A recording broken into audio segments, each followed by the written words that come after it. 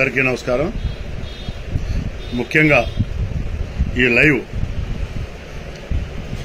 జన సైనికులని, వీర మహిళలను, పవన్ కళ్యాణ్ గారి యొక్క అభిమానులను ఉద్దేశించి పెట్టే లైవ్ ఇది.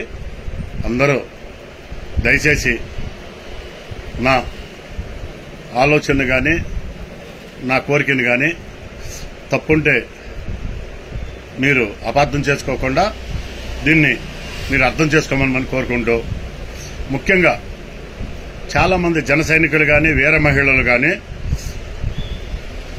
పవన్ కళ్యాణ్ గారి అభిమానులు కానీ చాలామంది కోరుకుంటున్నారు, పవన్ కళ్యాణ్ గారికి హోమ్ మినిస్టర్ రావాలనో లేకపోతే ఉప ముఖ్యమంత్రి కావాలనో లేకపోతే ఉప ముఖ్యమంత్రి హోమ్ మినిస్టర్ కలిపి పవన్ కళ్యాణ్ గారికి కావాలని ఇటువంటి మాటలు మాట్లాడుతున్నారు.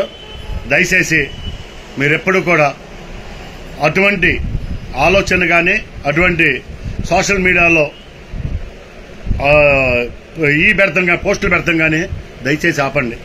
ఎందుకంటే అర్థం చేసుకోండి, పవన్ కళ్యాణ్ గారు మనమందరం కూడా జన సైనికులు కానీ, వీర మహిళలు కానీ, పవన్ కళ్యాణ్ గారి అభిమానులు కానీ ఒకే ఒక్క సీటు టార్గెట్. ఇవాళ అవుద్దా, రేపవుద్దా, ఎప్పుడైతే అప్పుడు ఆయన ఆ ఒకే ఒక్క సింహాసనంలో కూర్చోవాలనే కోరికే ప్రతి ఒక్క జన సైనికులది, పవన్ కళ్యాణ్ గారి అభిమానులది. అది మాత్రం గుర్తుంచుకోండి.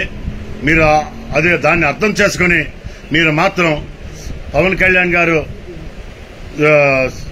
ఉప ముఖ్యమంత్రి, హోమ్ మినిస్టర్ని కల్లో కూడా ఊహించవద్దు. ఆ భావం కూడా మనలో రానివద్దు.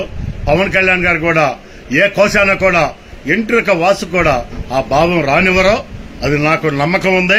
ఆ నమ్మకం ఉంది.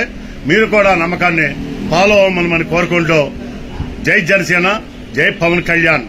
మరొక్కసారి పోస్టులు మాత్రం దయచేసి అపార్థం చేసుకోబాకండి. ఆ పోస్టులు మాత్రం వద్దు. ఆ పోస్టు కూడా మనకు వద్దు.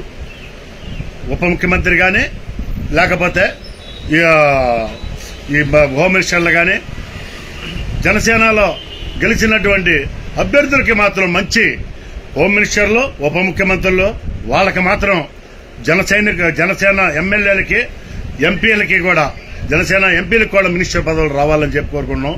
ఇంకొకటి చిన్న ఎగ్జాంప్షన్, పవన్ కళ్యాణ్ గారికి మోడీ గారు అభిమానంతో కేంద్రంలో కేంద్ర మంత్రిగా ఇస్తే కేంద్ర మంత్రిగా పదవి రావాలి, లేకపోతే ఈ ఆంధ్ర రాష్ట్రానికి ముఖ్యమంత్రి అవ్వాలి.